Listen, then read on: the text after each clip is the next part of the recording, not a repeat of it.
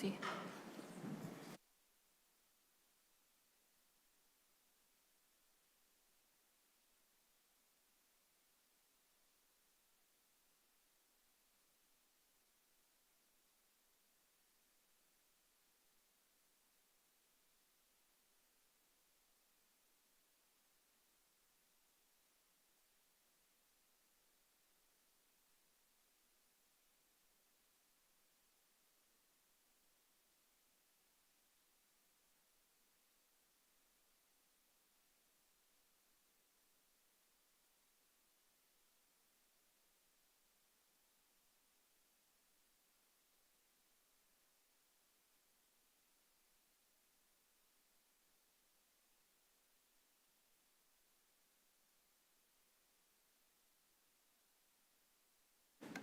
This hearing of the Subcommittee on Biotechnology, Horticulture, and Research titled, To Review Implementation of USDA Farm Bill Research Programs will come to order.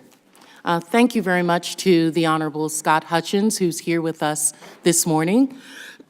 And I also want to thank the Chair of the full Committee on Agriculture, Colin Peterson, who's also with us as we begin. Before we get started, I'd just like to take a moment as a member of Congress, as an American citizen, to reflect on the passing of Elijah Cummings. Elijah Cummings was, of course, as we all know, not only a member of Congress, but the chair of the Oversight and Reform Committee here in this 116th Congress. He came to Congress many years ago, representing his beloved district of Baltimore. But I believe that he was much more than that to most of us here on this dais and here in this Congress, whether they be members of Congress, staff, lobbyists, federal employees, anyone who came in contact with Mr. Cummings. He was a gentleman. He was a better angel among many of us, oftentimes who wanted to be maybe not such an angel. He always operated with fairness, was always very thoughtful in his deliberations, always tried to find common ground, even in one of the most contentious and partisan committees that this Congress has. He worked across the aisle with individuals that people were flabbergasted at how he had come to have personal relationships with those individuals on the other side. And even among some of the members of his own caucus who didn't agree with him oftentimes in the manner in which he attempted to keep his committee above the rancor of what's happening here in Washington. He was really a mentor for me. This is my third term on the Oversight Committee. This last term, I waved onto the committee and sat right below him on the dais. And in sitting below him, I told him, "You're a good guy. I'll be the bad guy for you," because he was just always so kind. And many of us felt that oftentimes that may have been taken advantage of because he wanted to do the right thing all the time. But we know that the Father above is happy to have him with him now. And we pray for Amaya, his wife, and for his 3 children, and for his family, and especially for the people of Baltimore, as I know they're grieving as well, because he always represented his hometown, first of all. And with that, let us just take a moment to reflect on him.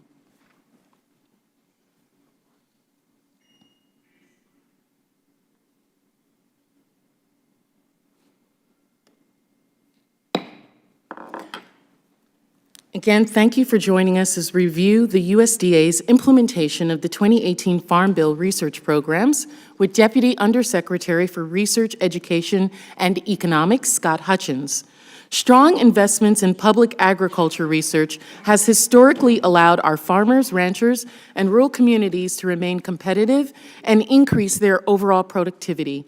These investments are more critical now than ever, with the agriculture sector attempting to adapt to a changing climate and manage for increasingly volatile markets. In June, I hosted a hearing in which members of this subcommittee heard directly from farmers and researchers about the need for continued scientific advancements. Their message was clear. Farmers and ranchers benefit from investments in public agricultural research and strong extension services. I believe that this subcommittee and the full House Agriculture Committee understands the value of trusted science. The 2018 Farm Bill emphasized our commitment to this cause and ensured that U.S. farmer and ranchers will have the tools necessary to deal with future challenges. This can be seen in the increased support for the Organic Agricultural Research and Extension Initiative, continued support for programs like the Specialty Crop Research Initiative and the Agriculture and Food Research Initiative, and the creation of new programs to support urban agriculture and students at 1890 institutions. My district has benefited from sustained investment in local researchers. Last year, the University of the Virgin Islands received over $3 million from the National Institute of Food and Agriculture, Nefa. These funds have been critical in helping my farmers and ranchers overcome challenges associated with climate change, tropical pest pressures, and resource management. Following passage of the 2018 Farm Bill, this subcommittee has turned its focus to USDA's implementation efforts. It's my goal to ensure USDA is swiftly and efficiently getting resources into the hands of researchers.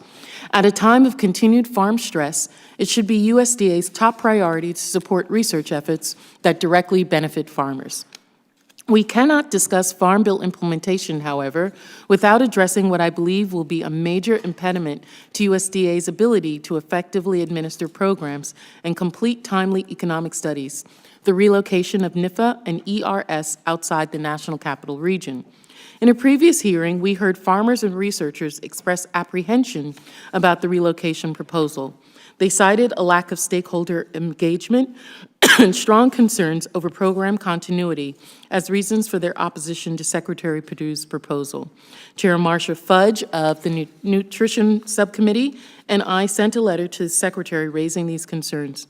I can honestly say I was disappointed in his response and failure to outline a clear, robust plan for how these agencies would prevent gaps in services. Unfortunately, I believe my fears are becoming true.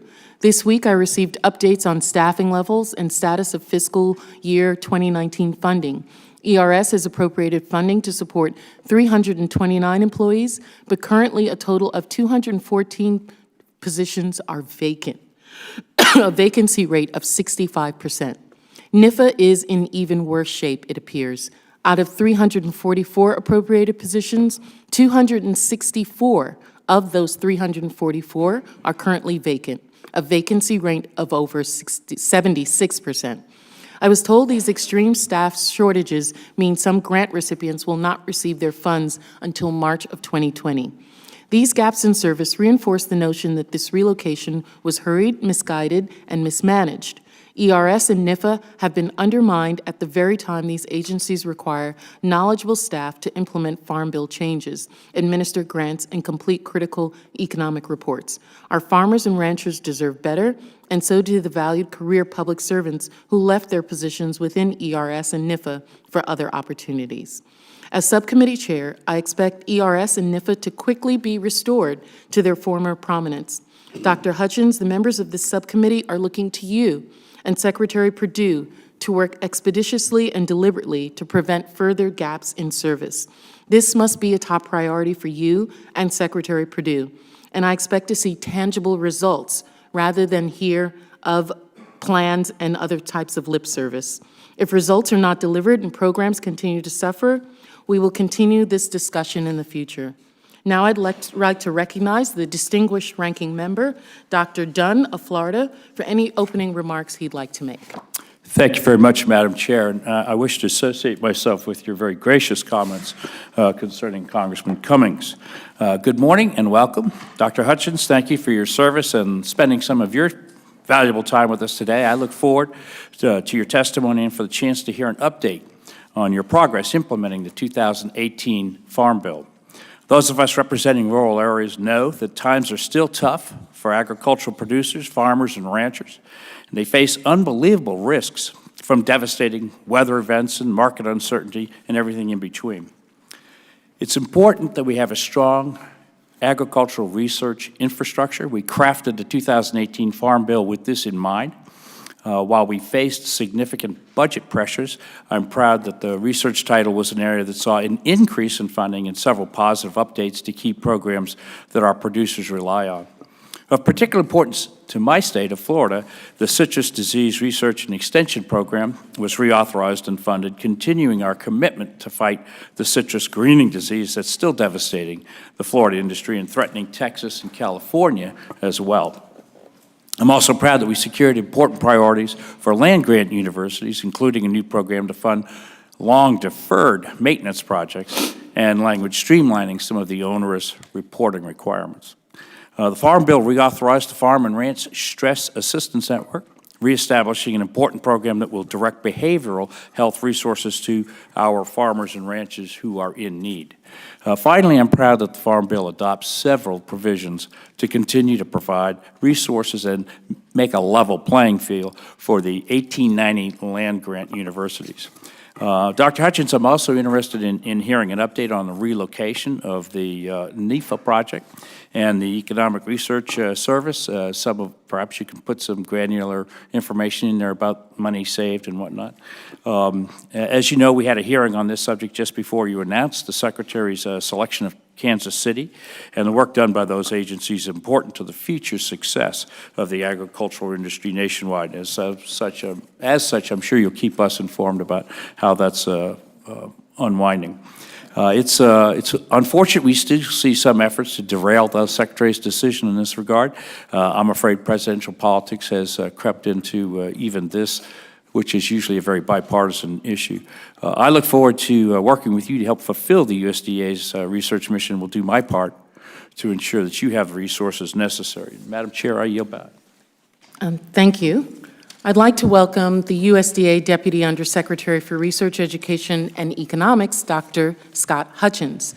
In this role, Dr. Hutchins has oversight over the Office of the Chief Scientist, the Agricultural Research Service, Economic Research Service, National Agriculture Statistics Service, and the National Institute of Food and Agriculture.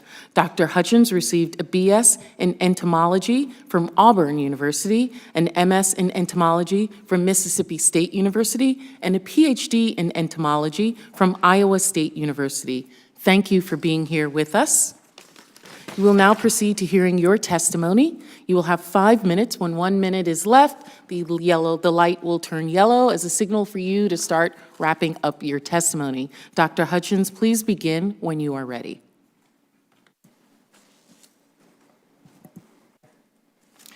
Well, good morning, Chairwoman Plaskett, Ranking Member Dunn, and members of the subcommittee. Thank you for the opportunity to speak to you today to discuss agricultural research and implementation of related provisions in the 2018 Farm Bill.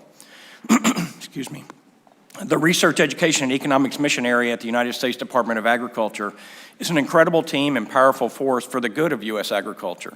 We have fantastic success stories to tell in a mission that is really never ending to ensure the long-term well-being of the American agriculture system as a provider of the most affordable, abundant, and safe supply of food and fiber in the world. The REE mission area is comprised of the Office of the Chief Scientist and 4 agencies, as indicated: the Agricultural Research Service, the Economic Research Service, the National Agricultural Statistics Service, and the National Institute of Food and Agriculture. Each of these entities provides unique products and services to U.S. agriculture and work as a team within REE. The Agricultural Research Service is USDA's primary intramural research agency. ARS has approximately 2,000 scientists and postdoctoral researchers and 6,000 additional staff supporting over 690 research projects at over 90 locations across the United States. These researchers produce an immense amount of scientific and technical knowledge in support of national agricultural priorities, and without a doubt, ARS has and continues to produce a wide range of scientific breakthroughs that benefit U.S. agricultural producers and consumers. The Economic Research Service continues to be a trusted source of high-quality and objective economic research to inform and enhance public and private sector decision-making. ERS reports provide information to decision-makers across the federal government and external stakeholders that create significant insights on agricultural markets. The mission of the National Agricultural Statistics Service is to provide timely, accurate, and useful statistics for U.S. agriculture. They conduct hundreds of surveys every year and produce reports on the entire agricultural sector, including production and supplies of food and fiber, prices paid and received by farmers, farm labor and wages, farm finances, chemical usage, and changes in the demographics of U.S. agriculture. The National Institute of Food and Agriculture is USDA's extramural research agency, providing funding and leadership to support research, education, and extension programs that address national agriculture priorities. Nefa primarily does this through competitive and formula grants. The competitive grants are comprised of different grant programs, with the largest being the Agriculture and Food Research Initiative, or AFRI.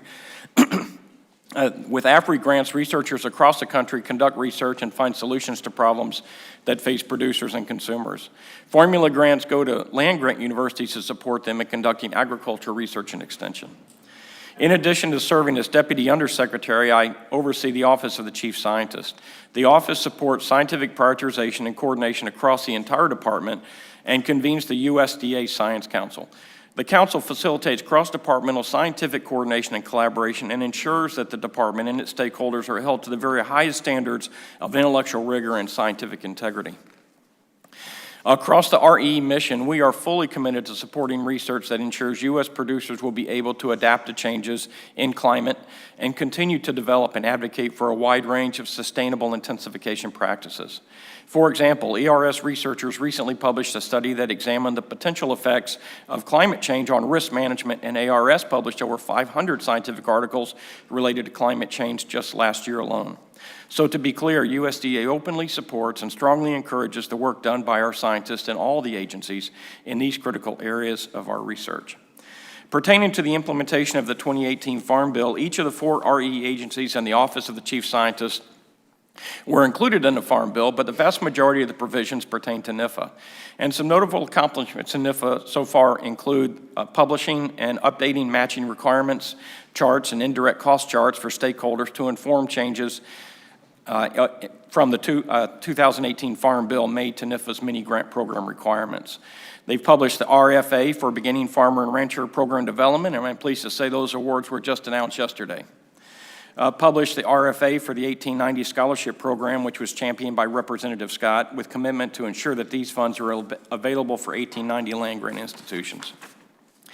I'm also pleased to report that we recently completed the relocation of ERS and Nefa to the Kansas City region on September 30th. As you recall, in August 2018, Secretary Perdue announced that the department would be relocating a portion of these agencies outside of the National Capital Region whilst maintaining their headquarters in D.C. We are confident this relocation will improve USDA's ability to attract and retain highly qualified staff with training and interest in agriculture, place these important USDA agencies closer to many of our stakeholders, and provide a more efficient long-term operating model. At present, both agencies are focused on hiring for vacant positions and have already had success. Be assured that we are committed to both ERS and Nefa will thrive in their new location and continue their service to U.S. agriculture. In conclusion, thank you for your continued support of agricultural research, education, and economics at USDA. We do truly strive to fulfill Secretary Perdue's mantra of do right and feed everyone, and I look forward to answering your questions today about the 2018 Farm Bill. Thank you, ma'am. Thank you so much for your testimony and for being here again, for being here with us to answer these questions.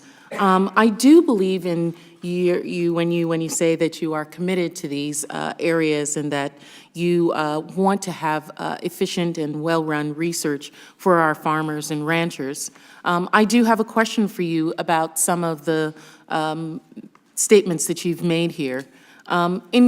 You says, despite USDA's assertion of the cost savings, the Agriculture and Applied Economics Association states that the relocation of ERS and Nefa will cost taxpayers between $83 and $182 million. Can you explain, when calculating your cost-benefit analysis, how did you consider the value of lost research from employees who chose to resign or retire? And did you consider the value of the resulting brain drain and loss of institutional knowledge when calculating that cost-benefit analysis? I know those are softer, more difficult costs to kind of recognize. Yes, thank you for the question. So the USDA, to be completely transparent, and to be able to be objective, utilize the cost-benefit approach where we use really only the facts-based information that we had. The costs that were associated here in the DC area, the costs associated in the new area opportunities, and really develop that in terms of a straightforward cost-benefit analysis. While it's true that we have lost some excellent talent in both of those agencies, we have every confidence that we'll be able to replace that. And we've made exceptional activities to be able to continue with some of those individuals that we're not able to do, some that have elected to retire and so forth. And so it is very difficult for us to put a subjective value on those kinds of considerations. And so to be transparent and fair and data-driven, we elected not to do that. We do believe that we will be able to build those agencies to not only to where they were, but beyond where they were in terms of capacity and capability. And some of the considerable cost savings, over $300 million in nominal fees, will be reinvested in those agencies in order to ensure that that occurs. And can you give us just an outline of just top level of how you, the objectives, how you plan to do that? At this point, I understand that there are significant gaps in personnel in some of those areas. How do you plan to ramp up as quickly as possible to continue to meet the objectives? Thank you for the question. I've stated previously in the past two primary objectives I've had since we've been involved with this project. One was to take care of the employees as best we could and make the transition for those as feasible and as easy as possible, both those relocating to Kansas City as well as those who, for personal reasons or whatever reason, have elected not to do that. We've been very successful in both of those efforts. And then the other side of that, which is what you're addressing, is a continuity of mission. In the context of continuity of mission, we've done several things in the short term. We've worked with employees who are interested to return as retired annuitants. A number of individuals have elected to do that. These folks are whether they've gone to Kansas City or not, they're very, very committed to the mission of these agencies, and they wanted to have the opportunity to transfer their work, to finish their work, and to complete their work. So we've done that. The other thing that we've done is we've accelerated our hiring tremendously. We've had the benefit of having some opportunities for direct hiring authority. We've also had the opportunity to work with the Kansas City region to develop employment fairs and so forth to bring in candidates. And just as an example, some of the positions that we would typically recruit for, such as our program leaders in Nefa, we would normally have 50 to 60 applicants for that. We have those advertised now, and we're having 400 to 500 applicants for those particular positions. So it will take time to matriculate the government hiring process. You probably are aware of that. But we have no shortage of interest and no shortage of candidates, and we will work with all due speed in order to fulfill those gaps. And when you say you'll work with all due speeds to do that, that's related on the hiring and the staffing, even in terms of the permanent principal office space. My understanding is that permanent office space has yet to be secured, and the agencies are still dramatically, some staff in Washington are working on extensions, and there are delays in terms of getting that permanent office space secured. Why is that? Thank you for the question.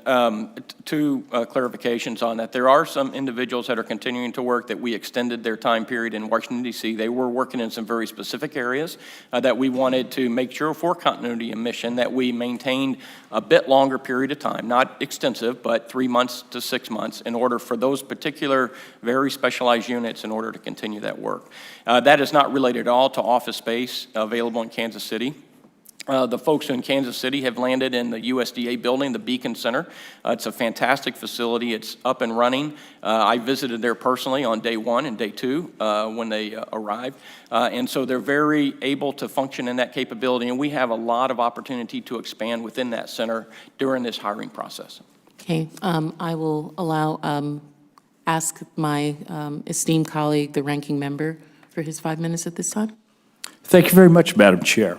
Dr. Hutchins, again, thank you for being here today, and thank you for the updates on implementation. In the Farm Bill, we secured language expanding the membership in the Citrus Disease Subcommittee and secured an additional $125 million over the next 5 years for citrus research. Can you give us an update on the status of the Citrus Disease Research and Extension Program?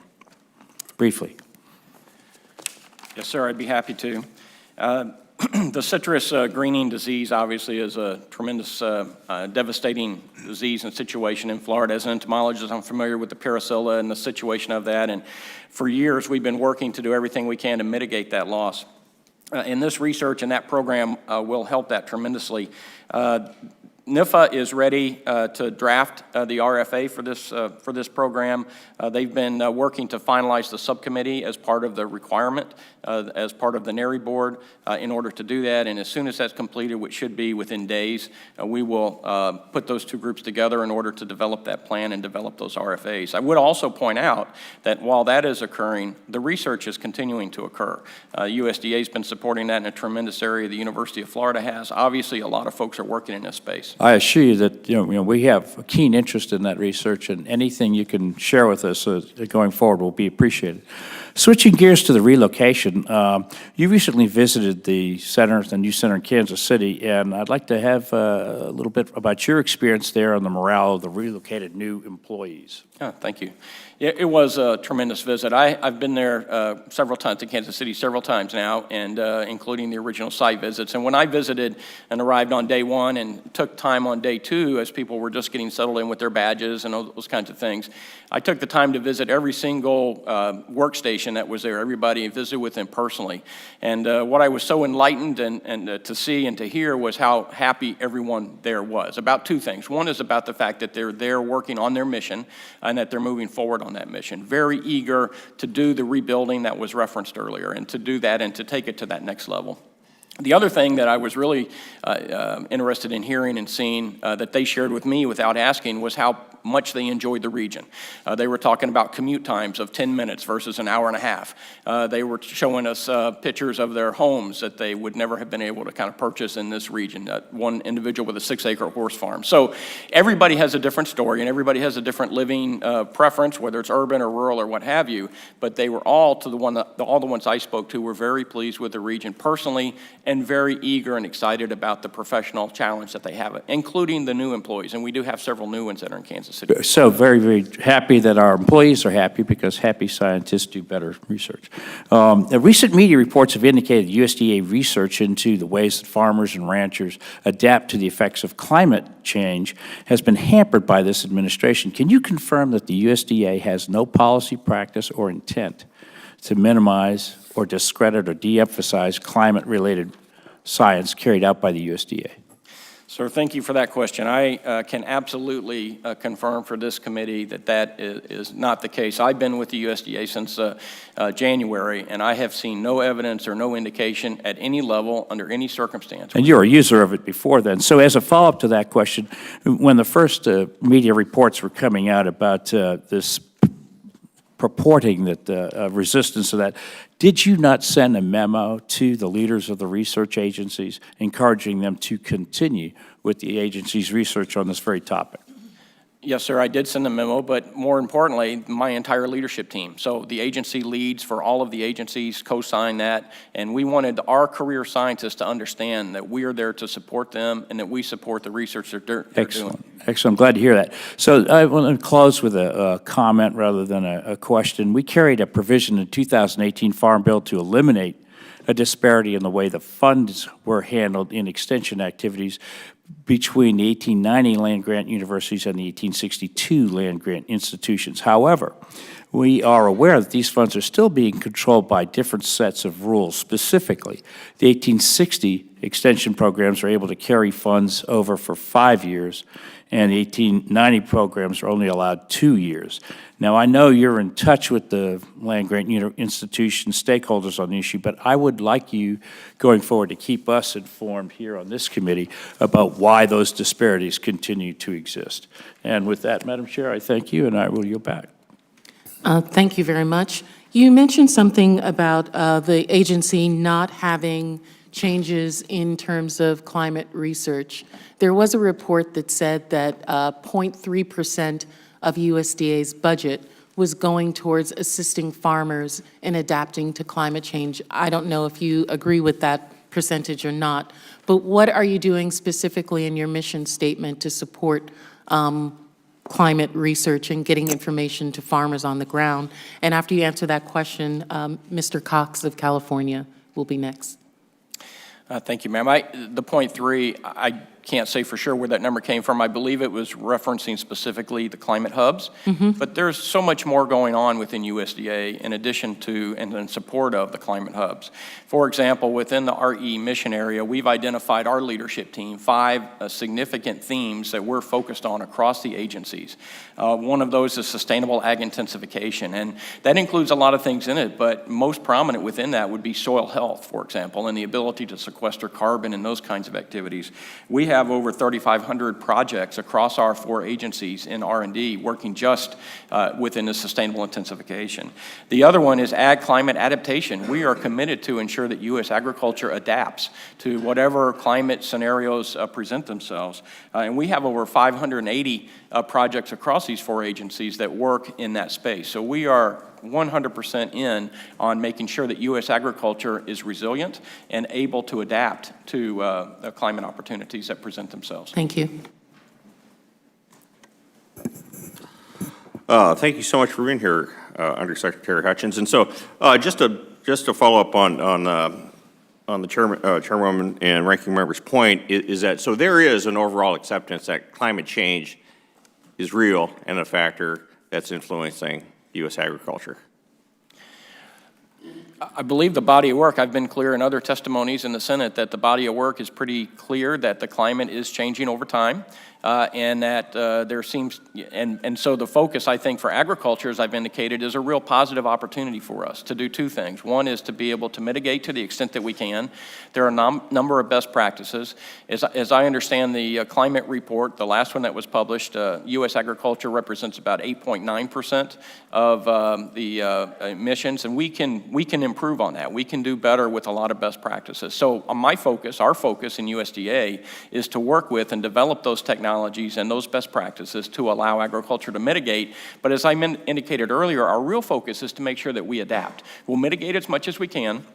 There's a lot of factors within the U.S. and outside the U.S. that affect it, but we definitely need to adapt to it. And so we have breeding programs. We have a number of activities that are specifically focused to support our farmers in that regard. Great, thanks so much. But and so I come from California's 21st Congressional District, which is ostensibly the top ag district in the top ag state. In a district that is as diverse as mine, as you can appreciate, farmers rely heavily on public research. And advances made by this research creates revolutionary tools, technology to combat pest and disease, and that's why California's Central Valley reigns as the most agriculturally productive region in the country. And one such group that's relying on strong support and expedient actions by the USDA are my citrus growers. Speak to Mr. Dunn there. And in the 2018 Farm Bill, the Citrus Disease Subcommittee was expanded and reauthorized through 2023. And the Secretary of Agriculture has not yet made appointments to this subcommittee. It's imperative that the Secretary make these soon in order to continue critical research to fight the HLB disease that currently threatens California and Florida citrus growers. When will the Secretary announce these crucial board appointments? Sir, just to follow up with that same question, we have that in process. It would be within days that would be complete. I've already seen the draft, and then we will immediately move to have that completed. So we are advancing that. I would also ask that USDA Nefa is working with the Foundation for Food and Agriculture as well to convene a group to focus in this area as well. So it's a top priority for us, and we will have that subcommittee named and operational here within a few days. Just so certainly by the end of the month. That would be my full expectation. Okay, great.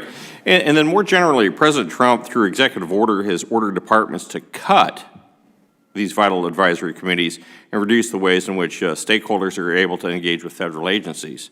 Can you commit to maintaining these vital committees and elaborate on the agency's plan for increased engagement with stakeholders? Sir, I understand the executive order. We have, as I understand it, the department has gone through a review of its various departments, and the ones, including these, will continue in force. Okay, well, great. Well, thanks for that commitment to have that subcommittee named within a few days. We'll look forward to that. Yes, sir. And with that, I'll yield the balance of my time. Thank you. Ms. Hartzler, you have 5 minutes. Thank you, Madam Chairwoman. Dr. Hutchins, you highlighted several benefits of relocation of ERS and Nefa to Kansas City region in your testimony. And I just wanted to underscore your efforts here and share our region's dedication to seeing that this is a continued success for these two agencies. Being in the heartland, we are very excited about this move and concur with you that we have the personnel that will be able to fill these positions. We're excited about it, and being there close to the stakeholders is really important. And so our farmers and ranchers support it. I represent the University of Missouri, and we are co-hosting a jobs fair there with you in November. And I am very excited for not only the cost savings that will be reinvested back into these agencies that will be very helpful for the research, but also the quality of life and just the product that will be developed there. So I commend you on your efforts. I stand ready to continue to support you, and would just certainly oppose any efforts to try to stop this forward progress that has been made. So keep up the great work there. I did have a question on another topic, though. You know, farm country is experiencing a lot of uncertainty, and the reestablished farm and ranch stress assistant network is a really important tool for many of our producers. So could you please shed some light on the status of this program and what impact you expect this to have moving forward? Thank you very much. And let me just also say in return that University of Missouri, Kansas State, the whole region has just been fantastic to work with. They've been open arms. They invited myself and other members to join the Animal Health Corridor homecoming dinner, which we did, and just had a great opportunity. And everyone in that region and everyone outside that region, really the broader region within that area, is very excited about this. With regard to the very important program of farm and ranch stress assistance, that program has been reauthorized until 2023 at $10 million appropriations each of the fiscal years 19 through 23. And the 2019 Appropriations Act included $2 million for assistance program. A couple important points here. It does allow Indian tribes to be eligible for the grants, which is a very important aspect of this. The request for application was issued on June 25th. And I'm pleased to say, and with the deadline of July 25th of 19, and I'm really pleased to say that we expect those awards to be made next week, and they'll be implemented within our extension networks and within that area immediately. So it's a critical program. We know it's a difficult time in the farming communities right now, and really applaud Congress for having the foresight to build this and appropriate these kinds of funds. Great. Thank you very much. I yield back now. Thank you very much. Now, Mr. Brindisi of the Empire State. I'm a native New Yorker, so of course I always have to big up New York. Thank you, Madam Brindisi, Chair. 5 minutes. Appreciate that. Welcome, Undersecretary Hutchins. Like many members on this panel, I'm concerned that the land-grant university that serves my state, in this case Cornell, has experienced significant delays receiving NIFA funding. Cornell has about $5 million in projects that have been awarded, but that the agency has been holding on to the funds pending processing. These are pretty important projects on pest and disease mitigation and improving organic dairy exports. The release of NIFA funds this year will be, on average, an additional 2 months later than previous years. Why is this? Well, as has been indicated, we do have an opportunity, we do have a hill to climb in the short term in order to ensure that we do fulfill and have everything out the door, as it were, with regard to NIFA. But we have committed to do that by March of 2020, and we've prioritized in the process of doing that. So we've prioritized, for example, the 1890 and the 1994 groups that have less flexibility and leeway. As important, what we've done is we've had great meetings and continuous contact with stakeholders like Cornell, as an example, to make sure that they understand what our situation is and that we can respond to any specific shortfalls or emergency issues that they have. We're committed to really fulfilling the mission this year. You know, I'm not going to sugarcoat the challenge that we have. I never have. We do have a hill to climb. We've done all that we can, as much as we can, to intervene, to bring in some temporary resources to help folks do it. I've been very pleased from the land-grant institutions have contacted us to say, how can we help you? We're in this for the long term. How can we help you? And so we're taking advantage of that. We're going to do all we can to make sure that every university that has money that's part of this process receives their money as quickly as possible and no later than March 2020. Some will actually receive it earlier than others. But we're going to make sure that that happens. And if there is a specific program or contact, we would encourage Cornell or whomever else to contact their NIFA representative or visit their website and find out how we can accelerate that situation. Okay, so but going forward, we can expect that you're going to take actions to minimize these delays moving forward. Absolutely, yes, sir. And let me just also add, if I can, that this is an opportunity for us with both of these agencies, but NIFA specifically, to really step back and look at the process. We've also received lots of feedback from the land grants all around the country about, the administrative burden and this and that and the other thing. So it's an opportunity for us to step back and say, can we do this better in the long term as we rebuild the staff? We also want to rebuild the process within, of course, the congressional rules to ensure that we can be more responsive, to ensure that we can reduce the burden of administration and that we can be better servants to the land grants, which we're here for. So while we're working through the short-term challenge, we have an eye on the end game, which is to be a much better, more service-oriented, functioning organization. And with the opportunity, with the savings that we will have, we'll also have the opportunity, we believe, to actually do more research and to build more capability. And so we're building those kind of gold standards into where we go forward. Thank you. And I just want to follow up, too, on the chairwoman's question about that recent report about the 0.3% of USDA's budget regarding climate change. And I know you said that you weren't sure where that particular number came from. But in that report, there was also mentioned that USDA has not actively promoted research related to climate change and that the climate hubs have continued to operate with extremely limited staff and no dedicated resources. Do you agree with that report? And what do you have to say about that? Yeah, sir, I do not agree with that report per se. The climate hubs themselves do have dedicated resources. They may not be congressionally mandated resources, but they are dedicated, and they've been in place ever since they were originated. But I also want to emphasize the point that there's a lot more going on within USDA than just the climate hubs. They're fantastic, but we have a tremendous amount of work going on in that space. In terms of the promotion, agriculture is one of those unique areas where every field, every situation is unique. And so what we have is a network through our extension service, through these hubs, and through other places where we can work hand in hand with farmers and growers to adapt the practices that are best for them. Those kinds of communications, that kind of teaching, that kind of mentorship, that kind of program is not amenable to press releases and things like that. Sure. So we're focused on being success and showing results, and that's where our focus is. How do you disseminate that information to farmers and ranchers? Many, many ways. The hubs themselves have aspects. Our extension service that's funded by the states as well as by Nefa is, of course, a key aspect of that. We have all kinds of partnerships with NGOs and with other groups that we all work together. I met just yesterday with a coalition of soil health groups. So there are multiple ways that we do that, and it is a key focus and priority for us. Thank you. Thank you. Thank you. Mr. LaMalfa of California, your 5 minutes. Thank you, Madam Chairman. Welcome today. I'm, again, very pleased the effort made by USDA to go west, young man. And as the saying goes, Mr. Greeley, but I think it really, accessibility for people that are truly in the field is important. And I'll know from a personal experience, $500 plane tickets, $50 cab rides from the airport, $200 a night hotel rooms, and a cab ride everywhere around town. You know, it's not cheap for regular folks to get back here and try and have their little 15 minutes of fame.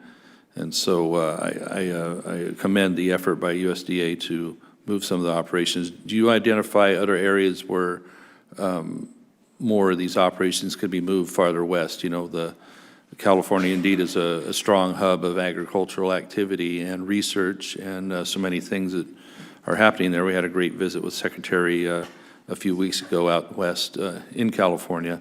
Can you see more effort that could be made in locating directly more USDA operations in California, in the west, or outside of Washington, D.C.?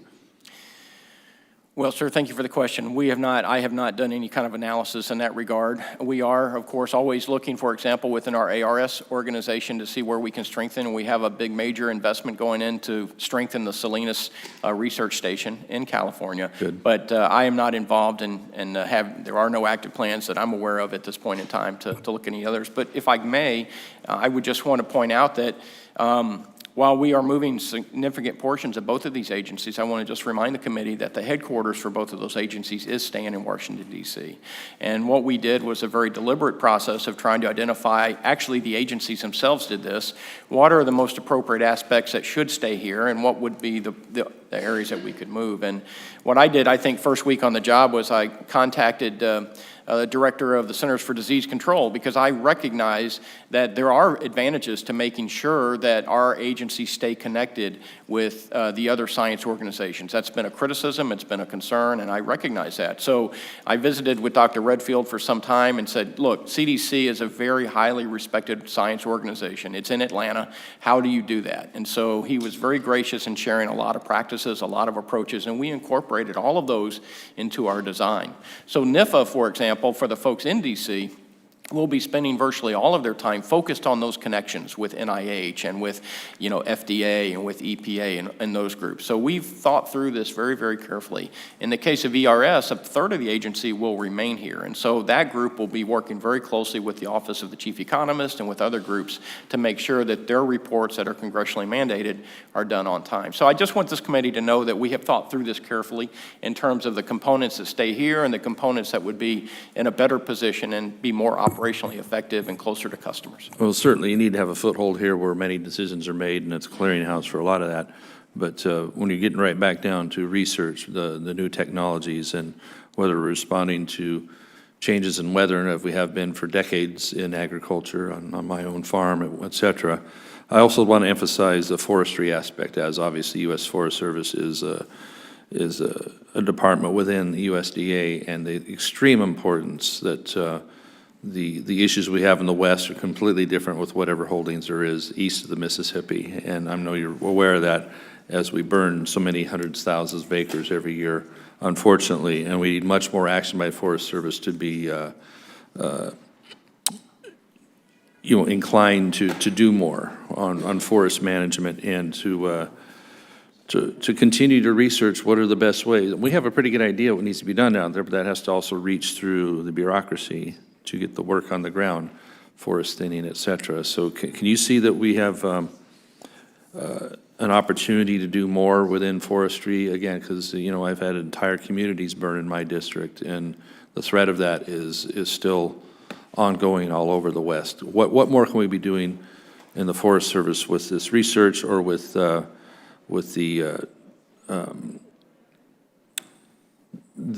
possibly relocating more of our resources in the West instead of here on the forestry side? From a research standpoint, some of the steps that I've taken is invited Dr. Friend, who's the R&D leader for the Forest Service, because they do have their own R&D organization, to be part of our leadership staff in REE. So he's an adjunct member, and we work to coordinate in that regard. Been a very great contributor in that way.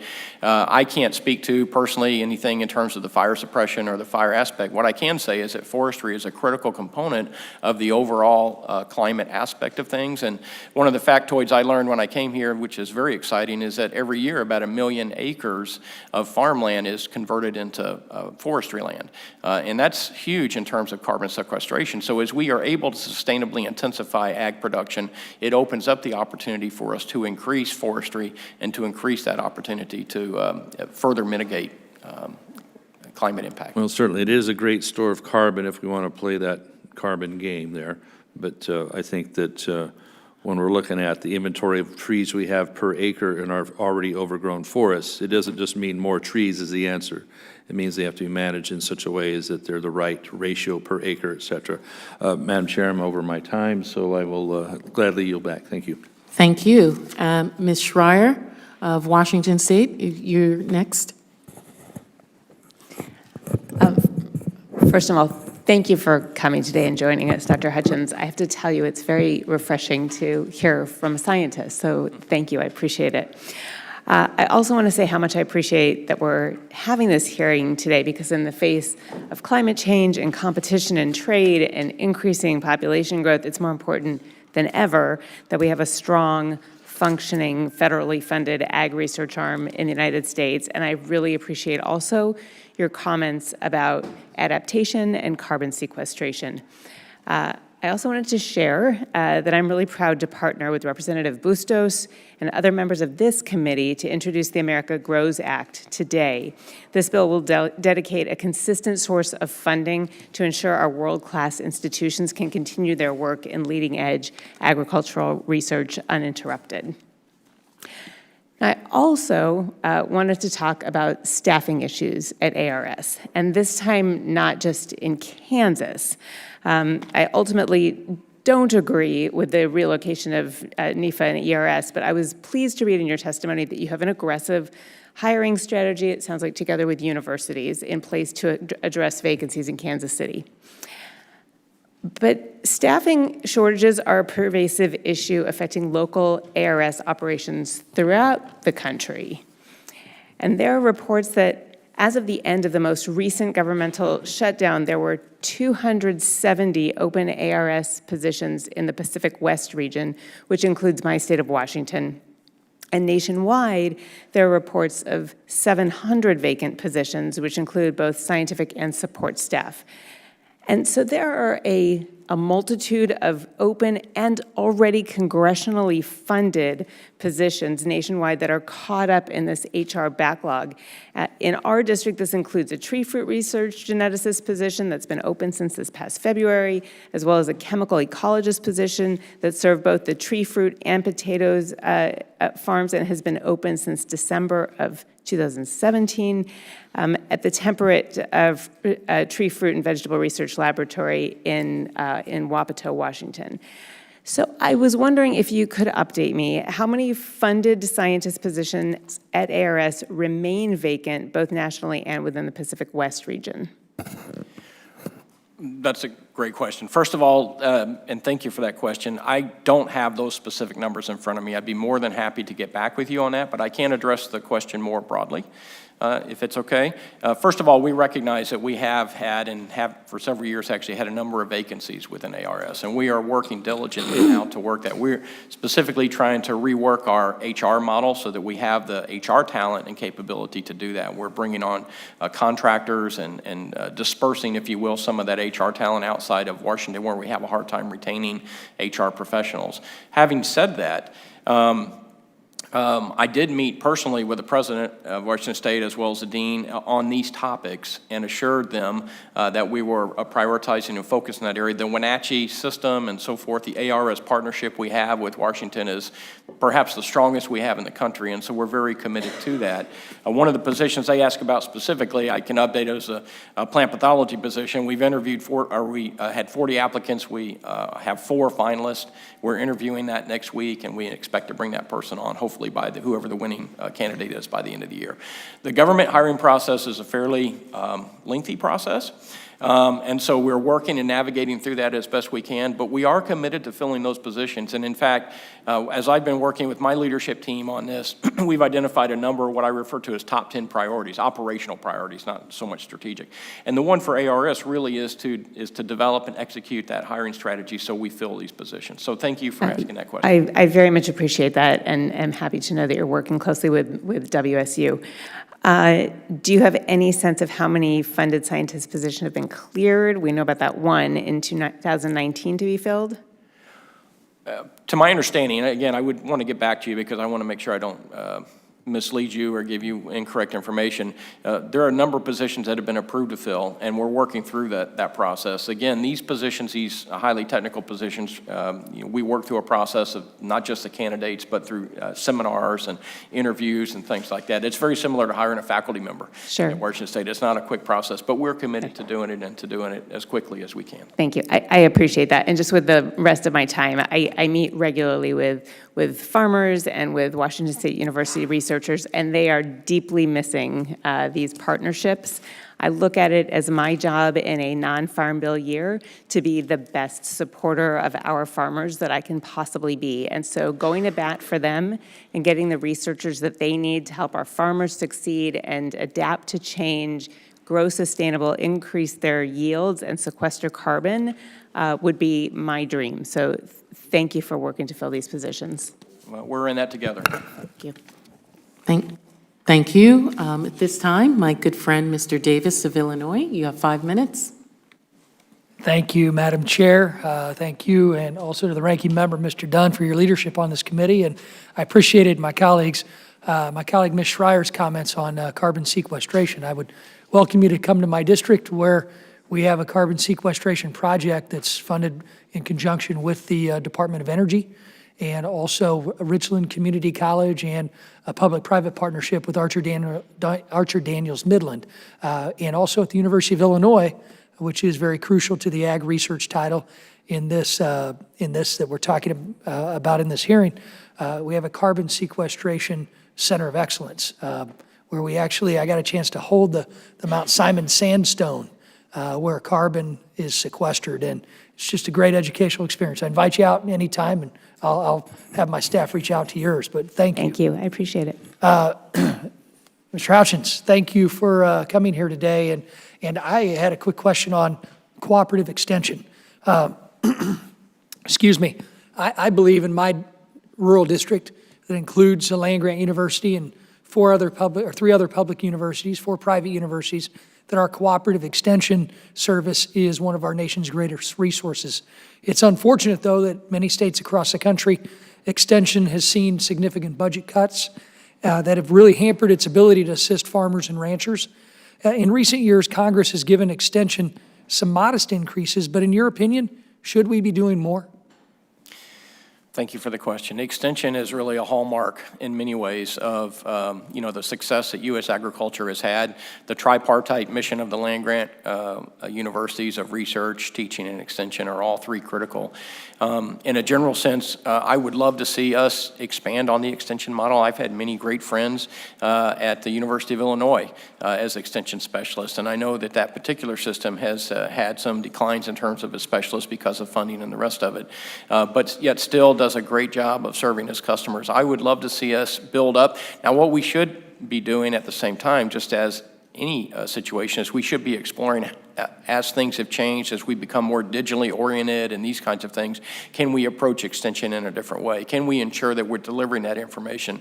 The land-grant colleges, through their education mission, is doing a great job of developing some really tech-savvy individuals. And so precision agriculture, as an example, or digital farming, is going to be tremendous. It's already there, but it's going to expand exponentially. So to have people that have the ability and are not afraid of those kinds of technologies, if you want to think of it that way, and really embrace them and experiment with them, and have extension there to work with them to make sure they know the newest and the latest, and build the science into their practice is tremendous opportunity. Is there anything that you believe your research agencies at USDA can do to more effectively partner with them to save resources and still get a better product? Well, there's a number of things that we could do, and we will explore that more completely. But specifically, I think what we would do is want to make sure that we focus on a couple and several key themes that we work with across agriculture. And I've already mentioned a couple in terms of sustainable intensification and an ag climate adaptation. But the opportunity to ensure that the 4 agencies of the RE mission area working together and developing a common set of practices, and then working specifically to deliver those to the farmer, and working hand in hand. As I alluded to earlier, one of the great things about agriculture is every farm is a unique scenario, and so every farmer has the opportunity to do some experimentation and to understand how these technologies best fit with them without, pardon the pun, betting the farm on any particular new technology or any particular new area. So I think there's tremendous opportunity there for us to improve the delivery of tools, and we will certainly explore that. Well, thank you. Real quick on another subject, in regard to the Specialty Crop Research Initiative and the Citrus Disease Research and Extension Program, it's one of the few programs that does not give the Secretary the authority to waive the match requirement. I know that we, in bipartisan way, address some of these issues in the past Congress to allow that to happen.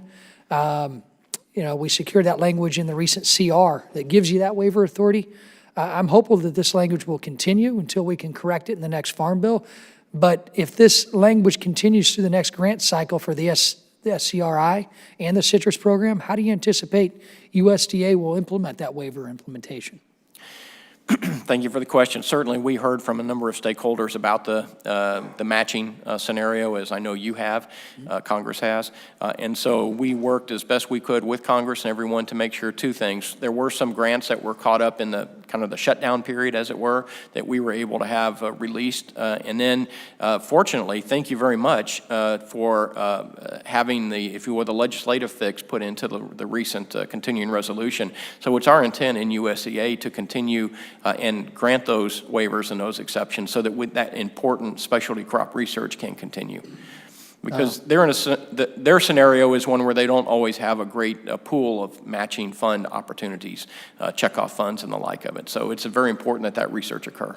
Well, thank you, and I see my time is up. And Madam Chair, thank you. You're doing a great job, especially compared to the last chairman of this subcommittee. That's not hard to do. Thank you for that. Ms. Pengree of Maine.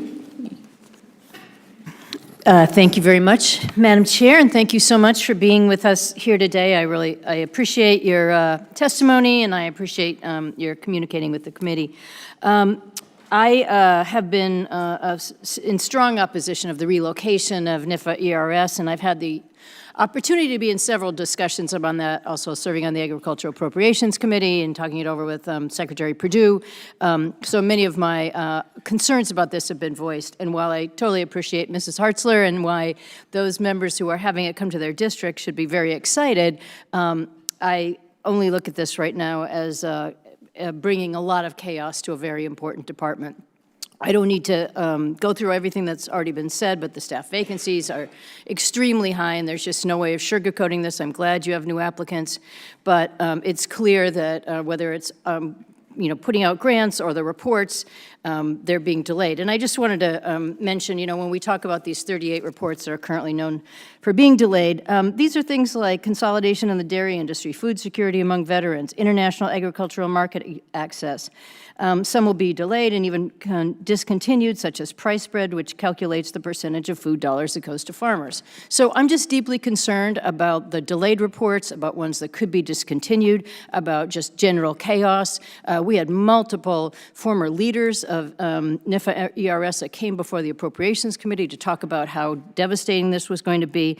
And while, as I said, much of that has already been discussed today, I just want to continue to express my displeasure at this and my deep concern that this has added voices to this question about is the Department of Agriculture still behind serious research, and that's some of what leads us to these climate change questions. So I may submit some questions for the record just to make sure that I can verify some of the numbers about the vacancies and the other things that you've been mentioning to us, because I continue to hear that there's still a lot of uncertainty. I do appreciate in your testimony, you stated that the USDA has no policy, no practice, no intent to minimize, discredit, de-emphasize, or otherwise influence the rigorous climate-based science of any agency or partner institution. So, I'm just really pleased you'd come in this room and say climate change, because often that's just not even said in the midst of the challenges that we are going on. I appreciate you saying that you're not minimizing the science and you are prioritizing it, but I do have to question some of these numbers around the climate hubs. I've spent a lot of time both visiting climate hubs and looking into the numbers, and I just want to quote a few for the committee's benefit. In 2016, $1.2 billion was devoted to climate hubs within the department. This is aggregated from several different departments. There is no line item fund. And in 2019, the estimate is $512 million. That's cut in half. The bulk of that funding comes from the Department of Forestry, and most of it goes to forest resilience. And I'm a forested state. I care deeply about that. But if you take out the forestry money, in 2016, $11 million went to the climate hubs, and in 2019, it's $9.8 million. That, whether it's 0.3 or point almost nothing, infinitesimal, that is not a lot of money devoted to climate. change, climate resilience, helping our farmers prepare for this, things that are already happening to them, extreme weather, better ways to sequester carbon in the soil. I meet with farmers and scientists all the time who are hungry for information, support, technical assistance, and there's no way to sugarcoat it. The department is falling down on this, and the research isn't getting done. It's not getting out to the farmers. And while, you may say we're not neglecting it, I do not think it could possibly be seen as a priority with these minor funding figures and, frankly, a very difficult journey to even find what reports have been produced, where they are on a website, how they're available. So I'm going to give you my minute to answer me, but I also would like to see in writing, what climate reports have been put out, how are they being made accessible, and how are you reaching out to farmers to get this technical assistance they need? Thank you for the questions. First of all, I would just reiterate that the department is doing a lot more with respect to climate than simply the climate hubs. The climate hubs was a great jumpstart, and it's a great system, and I have nothing but positive things to say about it. But I don't want to diminish the fact that this mission area in particular and other mission areas are doing a tremendous amount of work in support of and in partnership and in addition to those climate hubs. So the resources that are being dedicated to this are much higher than that number that you stated. So we'd be happy to share that in greater detail. If you want to see the kinds of output that's coming from this, if you just, for example, go to Google Scholar and put in Nefa and climate, you'll get over 4,000 reports and 4,000 hits of things that have happened just since 2016. So there's a lot of work out there. Now, that kind of information, as I indicated earlier, is best transmitted person to person. I know that you would appreciate that, person to person, extension to farm and so forth. But there is no attempt or no effort whatsoever to diminish that, and we are aggressively pursuing the research, but also the use of the research for practical improvement. I apologize because I'm completely out of time, but I will follow up with you and be happy to see, some sort of a written document that shows what many of these reports are. I completely agree with you. Being able to deliver that information farmer to farmer is important, but I also hear about huge staff vacancies in the Cooperative Extension Service and NRCS. In many of the vehicles where this would be delivered, it also belongs on the website in a comprehensive way. Farmers are searching the web just like everybody else, and they shouldn't have to go to Google. We have the USDA. This should be readily available information for them. I really apologize. I'm a minute over, but I will personally contact you and give you much more time to follow up with me directly. Thank you for being here today, and thank you, Madam Chair, for indulging me in my extra minute. Thank you. Mr. Comer? Yes, Dr. Hutchins, I'm going to begin my questioning talking about hemp. Hemp is something that I've worked very hard on over the past 5 years and something that has become a major crop in Kentucky now. In August, EPA announced they're working on approving 10 pesticide applications for industrial hemp in hopes of getting them through the approval process before the next growing season. My question is, has USDA been involved with the EPA in conversations during this process? Thank you, sir, for the question. Actually, Nefa has funded the IR4 program, and it includes hemp. And so they have conducted, or they're in the process of conducting studies to incorporate hemp within its priorities for IR4, which is considered a specialty minor crop. So at this point, unique crop. So there's 5 projects, 2 deal with residues and 5 deal with efficacy associated with pesticide use and appropriate pesticide use within hemp.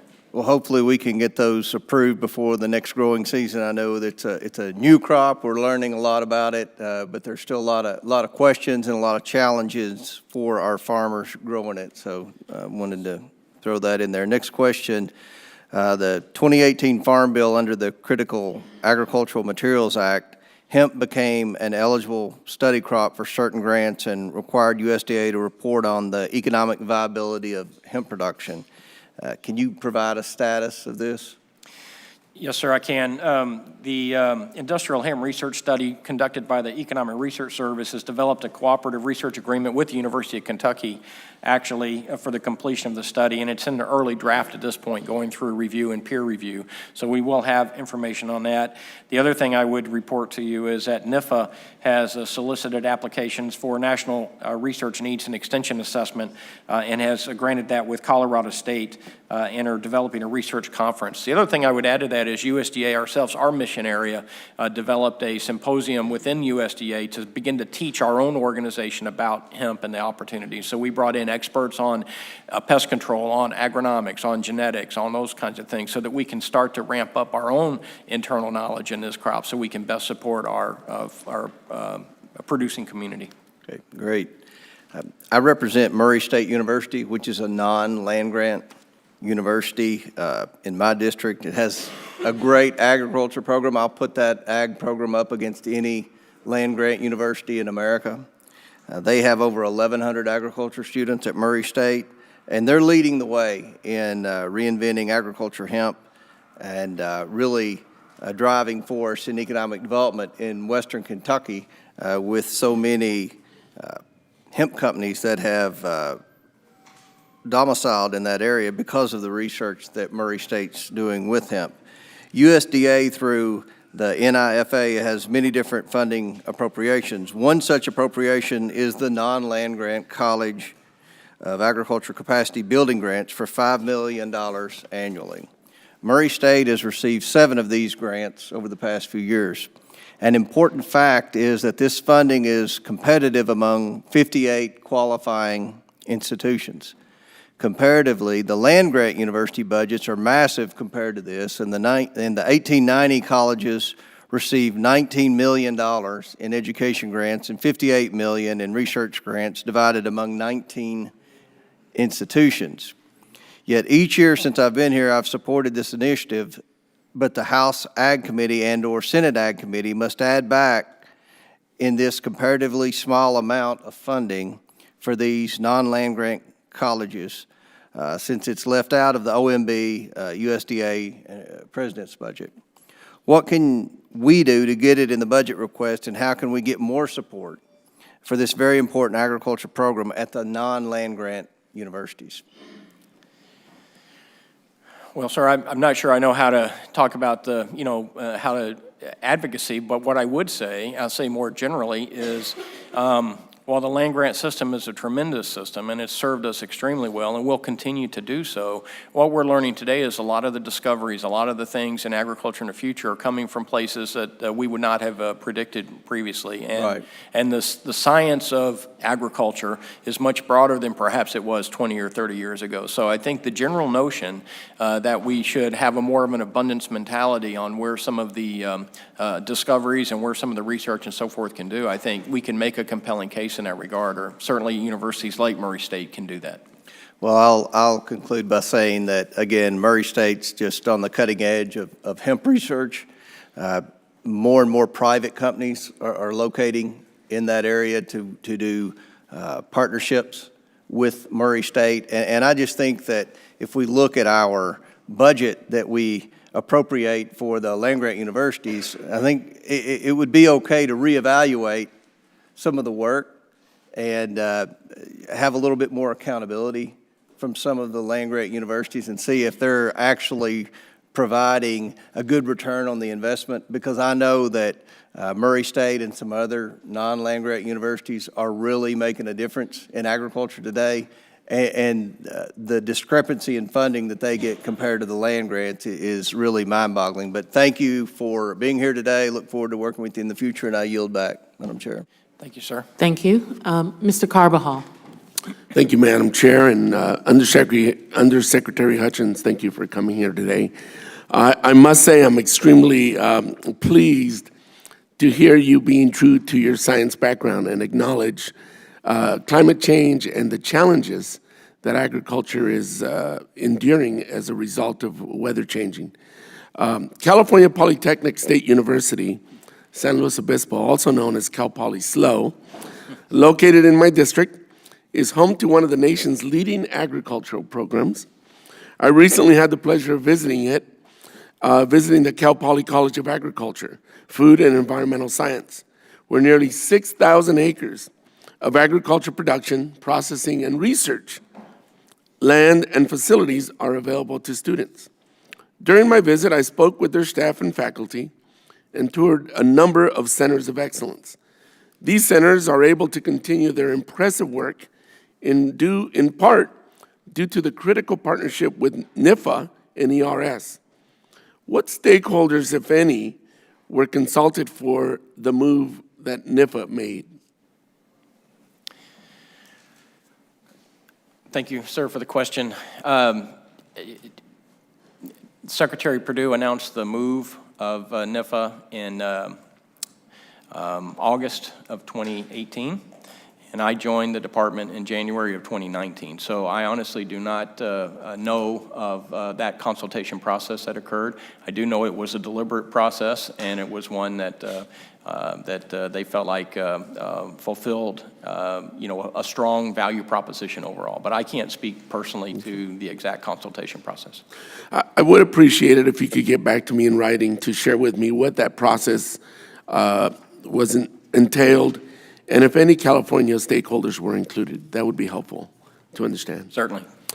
On another issue, following the legalization of commercial-scale cannabis cultivation in California, there has been significant development of medium and large-scale cannabis cultivation operations within my district in Santa Barbara County.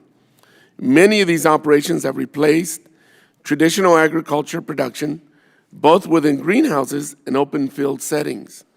In many cases, this cannabis cultivation is immediately adjacent to continued traditional agriculture production, and a number of concerns have been raised about impacts such as the potential taint of adjacent crops, such as wine grapes, as well as issues related to direct and indirect pesticide exposure. It is clear that more research is needed to allow both the cannabis growers and their neighbors in traditional agriculture production to adjust to this evolving industry and make sound science-based decisions. Given the disconnect between federal and state laws regarding cannabis, are there ways that USDA can help and support research in this critical area? Well, thank you for the question. You've raised, I think, several fair technical hypotheses that could be tested in terms of is there a adverse effect in one way or the other from the proximity of a new crop like this to that, and those can be tested. We can certainly explore the possibility of that and try to understand that and those concerns more directly, and so we can follow up on that. I would appreciate it if we could follow up on this issue together. Okay. Thank you so much. Thank you. Madam Chair, I yield back. Thank you. Mr. Baird, you have the next 5 minutes. Thank you, Madam Chair, and I would just say to Undersecretary Hutchins, thank you very much for being here. Purdue University is my alma mater, and it's also within my district back home, and so we appreciate the agricultural community very much.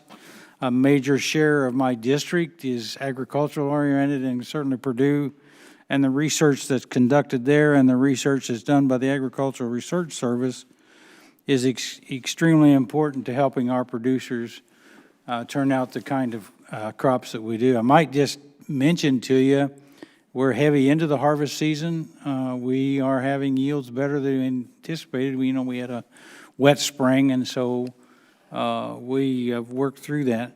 So I guess my question is to give you an opportunity to talk about the relationship between the Agricultural Research Service and all of the other entities that are the National Agricultural Statistics Service and all of those, Nefa, and that relationship with universities, land-grant universities like Purdue University. And just give you an opportunity to comment on that.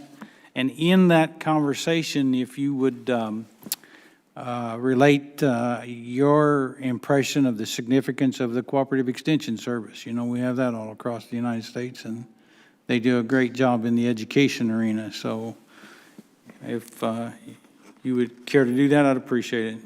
Thank you, sir. Happy to do that. First of all, very familiar with Purdue University. My youngest daughter is a Boilermaker, so I know that institution. Now we're making progress. Yeah, it's a great institution, and the folks who are leading it, Dean Plout and President Daniels and so forth, are fantastic leaders. So really, I really enjoy working with them. You know, what we have in the United States is a very special situation. We have a situation where the federal government through the USDA and the states through the land grants and the non-land grants, to the earlier point, all work together with a common focus on producers and consumers. And it's an extraordinary system, and it's exemplified, I think, within this mission area where the Agriculture Research Service has scientists and laboratories embedded within a number of universities, where the entire Nefa organization is really focused on the success of land grants and getting the best from them in terms of research and extension and so forth. And then certainly the states work very closely with the National Agricultural Statistics Service, and the Economic Research Service is really rounds out just a fantastic mission area in partnership with that. I rarely see dissent or disagreements or conflict across that ecosystem of agricultural research and development. And I think it's just something that we should all be very proud of in the United States, regardless of party or side, in terms of how well it works and how well it has been supported. So I can't say enough about how important that infrastructure is. I know I've heard Secretary Perdue say several times that if other industries had been forethoughtful enough to establish systems like the land grant institutions and extension and that kind of built-in progressive approach, with progress always being on the front end, that we would be in a different place in a lot of these industries that are losing jobs overseas and so forth. So can't say enough good things about it. And again, it's a tripartite mission. You'd mentioned extension. It's a critical one. And without that, the teaching and the research really don't have an outlet. And so that's why that particular area is critical. I do think, as I've said, as things change in terms of digital ag and connectivity and all these kind of things, and the way farming is going to be not just now, but the way it's going to be in the next 20 years, the extension model, the principles are forever, but the model in terms of how we communicate, how we deliver, will perhaps be changing or adapting. Thank you. Mr. Panetta, you have the last 5 minutes of questioning, sir. Outstanding. Thank you. Make it good. I'm sure everybody will appreciate that.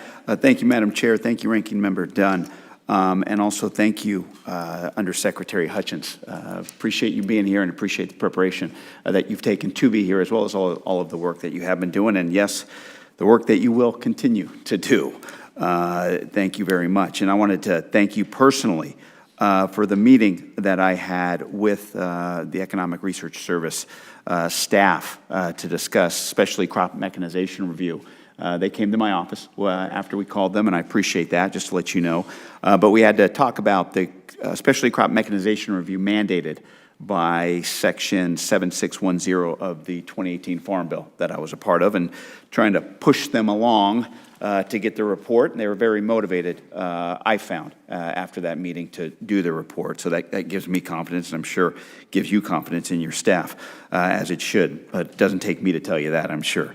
But I'm just wanted to make sure that as we move forward in that type of report, especially dealing with something that's so important to my specialty crops out there on the central coast of California, otherwise known as the salad bowl of the world, that everybody in this room has heard me say a number of times.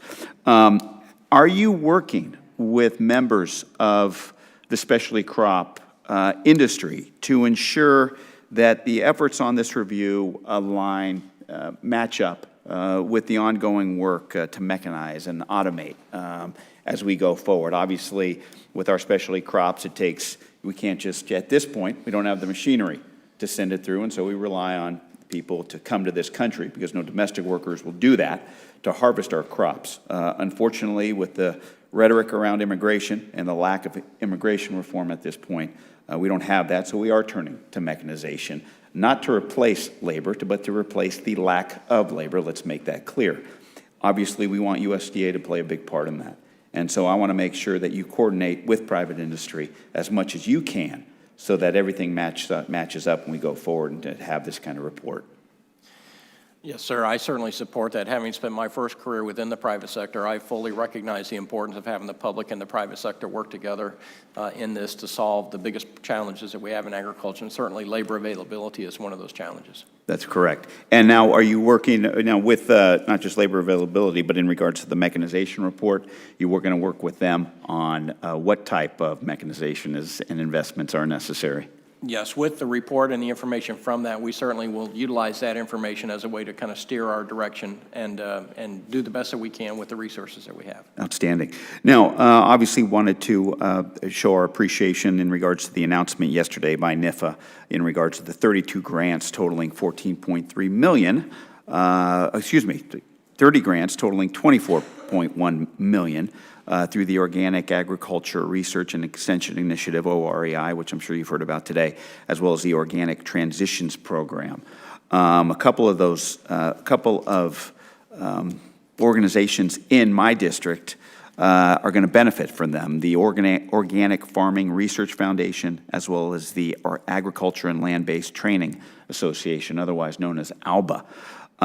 They obviously rely on these grants, and they've been taken a few steps because of that reliance to and some investments that they've already made because of those grants, and so they are awaiting those grants. Now, obviously, there's a delay that you know about when it comes to those grants that was mentioned, and I was wondering if you can elaborate a little bit more for the reason for the delay on those grants.